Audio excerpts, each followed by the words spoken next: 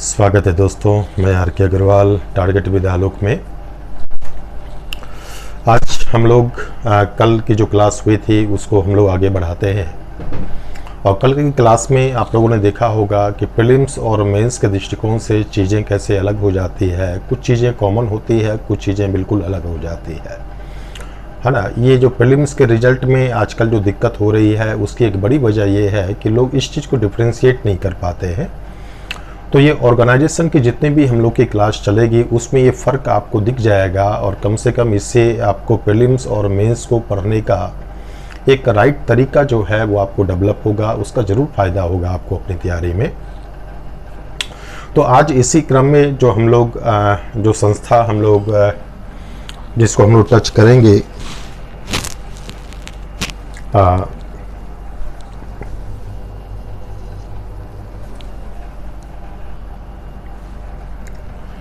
वो नियंत्रक एवं महालेखा परीक्षक है। एक सेकेंड।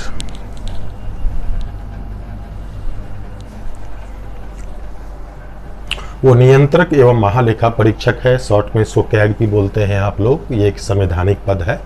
इसमें कई डायमेंशंस हम लोग टच करेंगे। कुछ डायमेंशंस प्योरली प्रीलिम्स के दृष्टिकोण से इम्पोर्टेंट हैं, आपको बताऊंगा मैं, और कुछ डायमेंशंस जो है प्रीलिम्स और मेंस दोनों के दृष्टिकोण से इम्पॉर्टेंट है। तो इन चीज़ों को हम लोग समझते हुए चलेंगे। इसमें सबसे पहले हम लोग पृष्ठभूमि को समझेंगे, उसके बाद संवैधानिक प्रावधान को समझेंगे, फिर और भी कई डायमेंशन है तो समझते हुए हम लोग चलते हैं। एक मोटा मोटी आप ये मान के चलिए कि ये जो कैग का जो पोस्ट है, नियंत्रक एवं महालेखा परीक्षक का पोस्ट जो है वो हमने एक तरह से ब्रिटिश विरासत में इसको प्राप्त किया है। ये अलग बात है कि स्वतंत्रता के बाद जब हमने इसको संवैधानिक स्टेटस किया तो इसकी शक्तियाँ, पावर, दर्जा थोड़ा सा और बढ़ा दिया हमने, और सुप्रीम कोर्ट के जज के तुल्य इसको दर्जा दे दिया हमने। और ये एक तरह से आपको सरकार का ऑडिटर है ना। जिस तरह प्राइवेट ऑर्गेनाइजेशन में ऑडिटर होते हैं जो हिसाब किताब आदि की जांच करते हैं कि क्या गड़बड़ी है, सही गलत है ना, सारी चीज़ की पिक्चर क्लियर हो सके, खासकर फाइनेंशियल एस्पेक्ट्स जो हैं उसकी पिक्चर क्लियर हो सके। तो ये भी एक तरह से सरकार का ऑडिटर हुआ है ना। ये ध्यान में आप रखिएंगे, जो सरकार के हिसाब किताब की आपको जांच करता है, ऑडिट करता है और देखता है कहाँ तक चीज़ें जो है वो नियमों के अनुकूल है ना, कानून के हिसाब से है। इन चीज़ों के ऊपर चर्चा हम लोग करेंगे आगे। तो मोटे तौर पर मान के चलिए कि सरकार का एक ऑडिटर है जो सरकार के हिसाब किताब की जाँच करता है। तो आगे अब इसमें हम लोग पृष्ठभूमि के ऊपर पढ़ते हैं। इसमें ये एक ब्रिटिश विरासत है, ध्यान में रखिएगा। लेखा परीक्षण एवं लेखा विभाग का ये प्रमुख होता है। सीएजी जो होता है लेखा परीक्षण और लेखा विभाग का प्रमुख होता है। ये प्रीलिम्स के दृष्टिकोण से इम्पोर्टेंट क्वेश्चंस है। क्वेश्चन आ सकता है कि लेखा परीक्षण एवं लेखा विभाग का अध्यक्ष कौन होता है, तो वित्त मंत्री होता है, वाणिज्य मंत्री होता है, लेखा मंत्री होता है। इस तरह से स्टेटमेंट दिए हुए रहते हैं। या सीएजी के बारे में आपको दे देगा कि इसमें कौन से कथन सत्य हैं, उसमें स्टेटमेंट आपको दे देगा, जिसमें एक स्टेटमेंट ये भी होगा कि सीएजी जो है भारतीय लेखा परीक्षण एवं लेखा विभाग का अध्यक्ष होता है, प्रमुख होता है। तो ये स्टेटमेंट ध्यान में आप रखिएगा। अंबेडकर साहब ने जो है सीएजी को जो है आपको संविधान का सबसे महत्वपूर्ण पद माना था। बी.आर. अम्बेडकर का मानना था कि संविधान के सबसे महत्वपूर्ण पद है, क्योंकि इन्हीं के ऊपर जो है पूरे सार्वजनिक धन की सुरक्षा की जिम्मेदारी है ना। सारा काम सरकार का वित्त के ऊपर आपको डिपेंड करता है, और वित्त का कितनी ईमानदारी से इस्तेमाल हो रहा है, कितने सही तरीके से इस्तेमाल हो रहा है, ये सुनिश्चित करने का काम जनता की तरफ से जो है ये कैग करता है। तो इसलिए जो है इसको सार्वजनिक धन का गार्जियन भी कहते हैं, सार्वजनिक धन का संरक्षक भी कहते हैं। ये ध्यान में रखिएगा। और इसकी इसी भूमिका को देखते हुए जो है अंबेडकर साहब ने इसको जो है आपको संविधान का सबसे महत्वपूर्ण अधिकारी आपको माना था। क्वेश्चन कभी प्रीलिम्स में आ सकता है कि आपको अंबेडकर साहब ने जो है निम्नलिखित में से किन्हें जो है संविधान का सबसे महत्वपूर्ण पदाधिकारी के तौर पर चिन्हित किया था। तो अलग अलग आपको नाम दे देंगे। मुख्य चुनाव आयुक्त दे देगा, कैग आपको दे देगा, या आपको और भी बहुत सारे हैं आपको, जैसे महान्यायवादी है उसका नाम दे देगा। तो ये आपको जो भी नाम, राज्यपाल है उसका नाम दे देगा, जो भी नाम आपको दे दे। तो यहाँ ध्यान में रखिएगा, सबसे महत्वपूर्ण पदाधिकारी उन्होंने कैग को कहा था, नियंत्रक एवं महालेखा परीक्षक को कहा था। प्रीलिम्स के दृष्टिकोण से ध्यान रखिएगा। ये जो नियंत्रक एवं महालेखा परीक्षक का जो काम जो है, उसकी जो शक्तियां हैं, उसके कर्तव्य हैं, उसके जो आपको सेवा शर्तें जो हैं, है ना, उसको तय करने का अधिकार संसद को है। संसद उसके संदर्भ में आपको रेगुलेशंस करती है और इसी शक्ति के तहत संसद ने आपको 1971 में जो है महालेखा परीक्षक शक्ति, कर्तव्य और सेवा शर्तें अधिनियम आपको पारित किया था। और इसी 1971 के अधिनियम के अंतर्गत जो है सीएजी के फंक्शंस, उसका जो कर्तव्य जो है, उसकी जो शक्तियां जो है, सेवा शर्तें जो है, ये रेगुलेट की जाती है और टाइम टू टाइम इसे संशोधित भी किया जाता रहा है। फर्स्ट जो सीएजी थे, प्रीलिम्स के दृष्टिकोण से इम्पोर्टेंट है, ध्यान रखिएगा। फर्स्ट सीएजी जो थे वो नरहरि राव थे, ये ध्यान में रखिएगा। और प्रेजेंट में जो सीएजी जो हैं कैग अभी जो वर्तमान में हैं, उनका नाम जीसी मुर्मू है। जीसी मुर्मू, ये नाम आप ध्यान में रखिएगा। ये बहुत ही ऑब्जेक्टिव क्वेश्चन है, सीधा क्वेश्चन आ सकता है कि वर्तमान में नियंत्रक एवं महालेखा परीक्षक हैं डैश डैश डैश, तो जीसी मुर्मू है, ये ध्यान में रखिएगा अभी, है ना। एक चीज़ ध्यान में रखिएगा कि जनरली जो कैग जो बनते हैं, है ना, आपको ये हालांकि काम तो ऑडिट वाला है, तो इसमें कोई ऑडिट से ही जुड़ा हुआ कोई व्यक्ति होना चाहिए, लेकिन व्यवहार में जनरली जो सीएजी होते हैं वो कोई आईएएस को ही उसमें आपको किया जाता है। जो रिटायर आईएएस होते हैं उनको आपको सीएजी के पद पर उसकी नियुक्ति जनरली की जाती रही है, ध्यान में रखिएगा। इसके संदर्भ में संवैधानिक प्रावधान क्या है हम लोग ये समझेंगे, ये भी पीटी के दृष्टिकोण से इम्पोर्टेंट है। यहाँ क्वेश्चंस जो आएगा आपको एक तरफ संवैधानिक प्रावधान आपको दे देगा और दूसरी तरफ उसके जो प्रोविजंस हैं उसके बारे में आपको लिख दिया जाएगा, आपको मैचिंग करने के लिए कहा जाएगा। इस टाइप का क्वेश्चन आ सकता है, या सीधे संविधान के अनुच्छेद का उल्लेख करके, अलग अलग अनुच्छेद का भी उल्लेख करके कई बार पूछ लिया जाता है। तो यहाँ 148 से 151 4 अनुच्छेद हैं इसके, 148, 149, 150 और 151, जिसके बारे में आपको, जिसमें जो है सीएजी के बारे में उल्लेख किया गया है।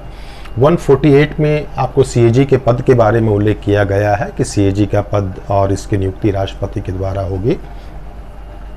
149 में इसके कर्तव्यों का उल्लेख किया गया है, इसके फंक्शंस क्या होंगे।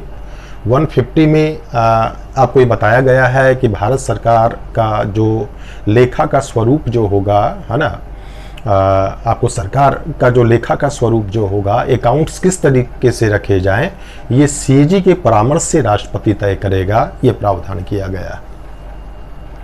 और 151 में जो है ये प्रावधान है, इसकी रिपोर्ट के संदर्भ में सीएजी जो है, आपको मैं बता दूं कि एक केंद्र और राज्य आपको दोनों की ऑडिट करता है। ये केंद्र सरकार के जितने भी इनकम एक्सपेंडिचर वगैरह होते हैं और स्टेट गवर्नमेंट के जो होते हैं, सबकी ऑडिट करता है। तो ये जो केंद्र सरकार से जुड़ा जो रिपोर्ट होता है वो ये राष्ट्रपति को सौंपता है, और राज्य सरकार से जुड़ा जो रिपोर्ट होता है वो ये राज्यपाल को सौंपता है ना।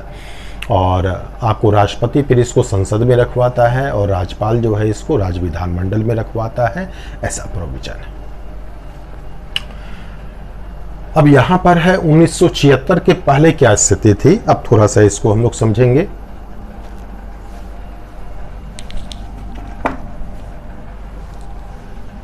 इसको मैं मिटा देता हूं, आप लोगों ने स्क्रीनशॉट ले ही लिया होगा।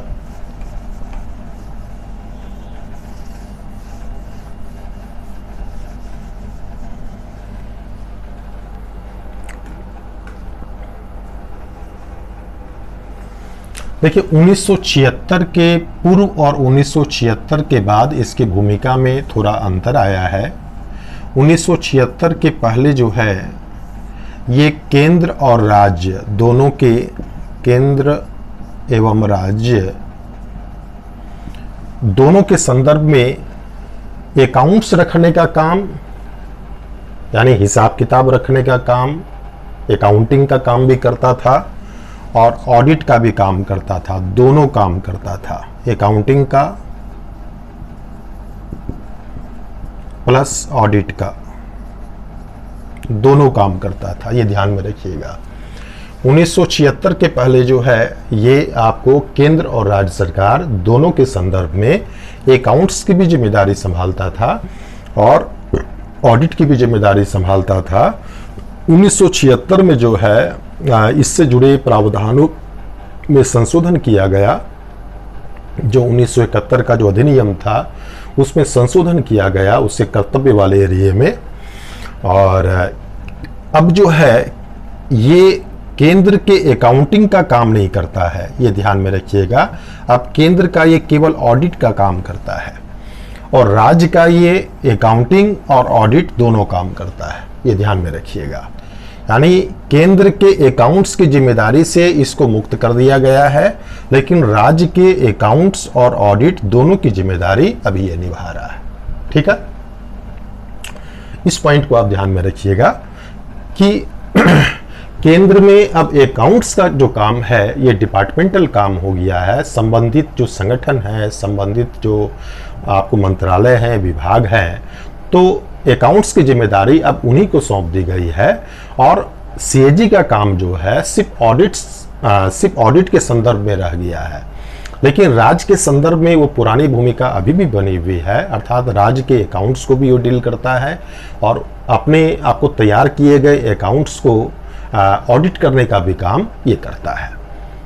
हालांकि इस चीज़ की आलोचना भी की जाती है कि ये व्यक्ति एक ही संस्था जो है खुद ही अकाउंट्स तैयार करता है और अपने ही अकाउंट्स की ऑडिट भी करता है, तो उसमें जो है ट्रांसपेरेंसी और ऑब्जेक्टिविटी की कमी रह जाती है, विश्वसनीयता की कमी रह जाती है कि कोई भी संस्था अपने अकाउंट्स जो उसने खुद तैयार किए अकाउंट्स उसी को जब वो ऑडिट कर रहा होगा तो कहीं ना कहीं अपनी गलती को ढकने की उसकी प्रवृत्ति वहाँ पर हो सकती है। लेकिन कुल मिला के एग्जाम के दृष्टिकोण से जो चीज़ आपको ध्यान में रखनी है कि केंद्र सरकार के लिए ये केवल ऑडिट का काम करता है और राज्य सरकार के लिए ये ऑडिट और अकाउंट्स दोनों का काम संभाल रहा है। कौन? सीएजी।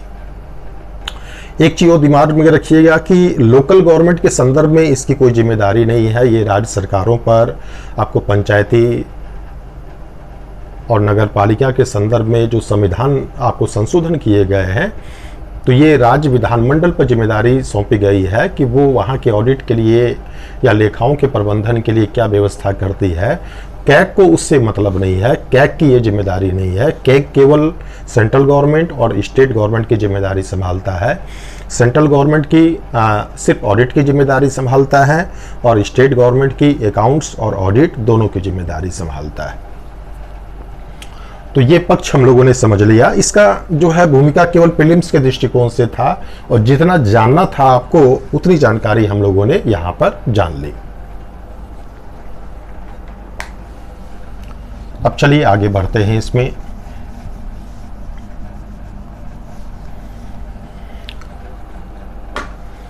अब है यहाँ नियुक्ति, कार्यकाल, पदमुक्ति और वेतन, ये 3-4 चीज। इसका संबंध भी है आपको प्रीलिम्स के दृष्टिकोण से ही है, मेंस के दृष्टिकोण से इसका ज़्यादा इम्पोर्टेंस नहीं है। क्वेश्चन इस तरीके से नियुक्ति वगैरह के संदर्भ में मेंस में नहीं आते हैं। भाई इंट्रो देने के क्रम में आप भले ही आप 1-2 लाइन में जब इंट्रो देते हैं तो वहाँ थोड़ा बहुत आपने फैक्चुअल इंफॉर्मेशन डाल दी, वो बात अलग है ना, लेकिन इसका मुख्य महत्व जो है प्रीलिम्स के दृष्टिकोण से है। तो जब हम नियुक्ति की बात करते हैं तो ध्यान में रखिएगा इसकी नियुक्ति कौन करता है? राष्ट्रपति करता है। कौन करता है? राष्ट्रपति करता है। किसकी सलाह से करता है? पीएम की सलाह से करता है ना। यह जो नियुक्ति उसकी करता है ये ध्यान में रखिएगा कि इसमें उसका जो कार्यकाल होता है 6 वर्ष या 65 साल की एज, यानी जब सीएजी की नियुक्ति की जाती है तो 6 वर्ष या 65 साल की एज दोनों में जो पहले हो जाए तब तक के लिए वो अपने पद पर आपको बना रहता है, ये ध्यान में रखिएगा। है ना। 6 वर्ष एग्जाम में कई बार जब क्वेश्चंस पूछे जाते हैं तो आपको कई बार जब फैक्चुअल इंफॉर्मेशन देता है कि सीएजी के संदर्भ में आप निम्नलिखित कथनों पर विचार करें, तो यहाँ 65 साल के बजाय 62 साल आपको दे देगा ऑप्शन में, या 6 साल के बजाय 5 साल आपको दे देगा, यानी अलग अलग फैक्ट को बदल के आपको वहाँ विकल्प आपको दिए हुए रहेंगे। तो आपको ध्यान में रखना है कि 6 साल यानी ड्यूरेशन या तो 6 साल पूरा हो जाए पहले, या 65 साल की एज पहले पूरी हो जाए, जो भी पहले पूरा होगा आपको वो उसका जो है उसको अपना पद छोड़ना पड़ेगा। ठीक है। इसके पूर्व जो है वो राष्ट्रपति को अपना त्याग पत्र दे सकता है।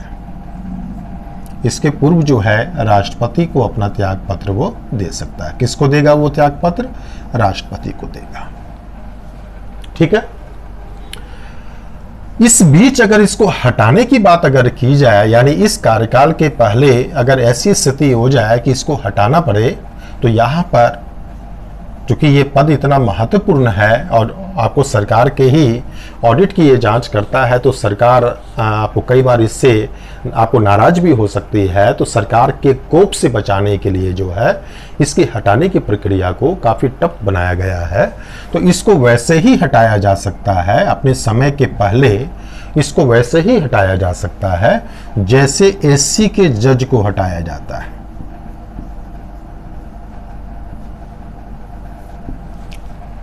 जिस तरह सुप्रीम कोर्ट के जज को हटाने की प्रक्रिया है ना, वही प्रक्रिया जो है कैग को हटाने की भी है। अर्थात संसद के दोनों अलग अलग सदनों में 2/3 बहुमत से प्रस्ताव का पारित होना जरूरी है, और उसका भी आधार है, 2 आधार है, एक कदाचार और दूसरा अक्षमता या असमर्थता। संविधान में ये 2 आधार दिए गए हैं सुप्रीम कोर्ट के जज को हटाने के लिए। तो इन 2 आधारों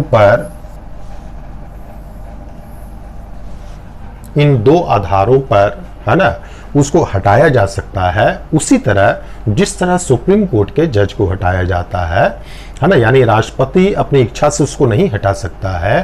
पहले संसद में अलग अलग सदनों में 2/3 बहुमत से प्रस्ताव का पारित होना जरूरी है ना, उसके बाद ही जो है राष्ट्रपति इसको हटा सकता है। ठीक है, ये ध्यान में रखिएगा।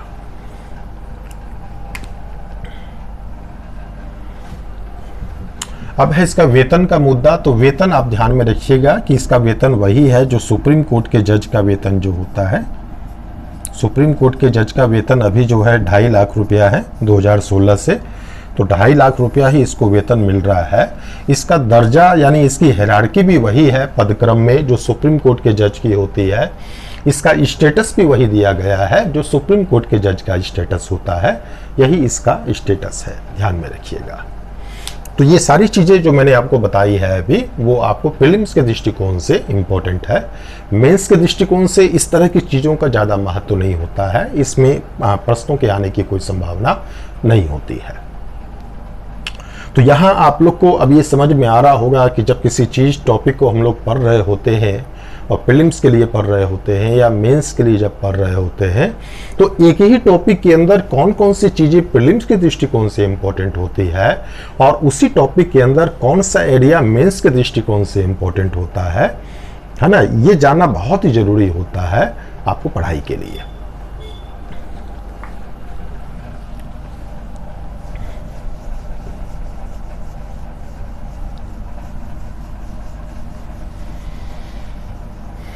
अब जो हम लोग समझेंगे इससे कर्तव्य और शक्ति के बारे में। आर्टिकल 149 में इसका उल्लेख है ना। इसका क्या फंक्शन है उसको हम लोग समझेंगे, यानी सीएजी कैग क्या करता है। ये केंद्र और राज्य है ना, दोनों सरकारों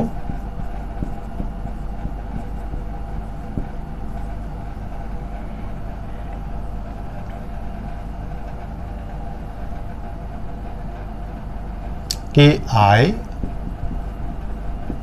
और व्यय की ऑडिट करता है। है ना। ये आय और व्यय यानी कि पैसे का आना और जाना, है ना, वो कोई भी निधि से हो, संचित निधि से हो, लोक लेखा निधि से हो या आकस्मिकता निधि से हो। सरकार की 3 निधियां होती है, आपने पढ़ा होगा पॉलिटी में। एक संचित निधि होती है ना, एक आकस्मिकता निधि होती है और एक लोक लेखा होती है। 3 निधियां होती है।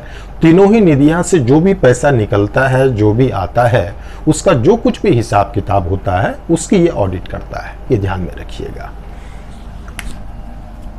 इसके बाद इसका जो काम है वो है जो भी सरकार यानी केंद्र या राज्य सरकार का कोई भंडार है, कोई स्टॉक्स है, उसका कोई मैन्युफैक्चरिंग की उसकी कोई गतिविधियां चल रही है ना, उसका कोई लाभ हानि का कोई चिट्ठा है, कहीं से उसको कोई प्रॉफिट या नुकसान, इससे जुड़े कोई विवरण है, इस तरह की चीज है ना। इससे जुड़े लेखाओं का परीक्षण,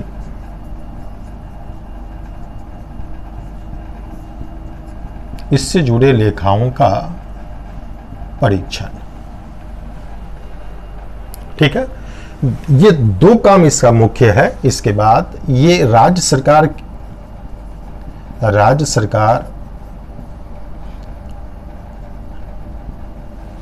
के लिए लेखांकन का भी कार्य यानी अकाउंटिंग का भी कार्य करता है।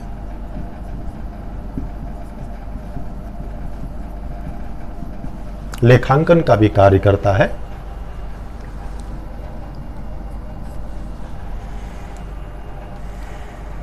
ना। इसके अलावा इसका जो काम है ना, चूंकि स्पेस कम है मैं आपको बताता जाता हूं, इसको समझते आप चले। इसके बाद जो है इसका काम है कि जो गवर्नमेंट का जो भी कोई ऐसी संस्थाएं, ऑटोनोमस बॉडी है ना, जो पर्याप्त रूप से गवर्नमेंट के द्वारा फंडेड होती है, उसके भी हिसाब किताब की ऑडिट करना इसका काम होता है। इसके अलावा इसका काम होता है कि आपको सरकार के अकाउंट्स कैसे रखे जाएं, इसके संदर्भ में ये सरकार को सलाह देती है। केंद्र में राष्ट्रपति को, राज्य में राज्यपाल को ये सलाह देती है। इसके अलावा इसका काम है कि जैसे कंपनियां सब जो होती है ना, उस कंपनियां आपको, जैसे आपने सुना होगा सरकार की कंपनियां होती है, जैसे PSU जिसको हम लोग बोलते हैं, उसमें निगम होते हैं, कंपनी होती है ना, तो उसके ऑडिट में भी इसकी भूमिका होती है। इसके संदर्भ में हम लोग अलग से यहाँ चर्चा करेंगे, तो उसके संदर्भ में भी इसकी यहाँ पर आपको भूमिका होती है। एक काम इसका ये भी होता है कि ये लोक लेखा समिति जो संसद की होती है, लोक लेखा समिति को ये हेल्प करता है ऑडिट के काम में। माने ऑडिट की रिपोर्ट को जो वो एनालिसिस जो करती है लोक लेखा समिति संसद में, तो उसमें ये उसके मित्र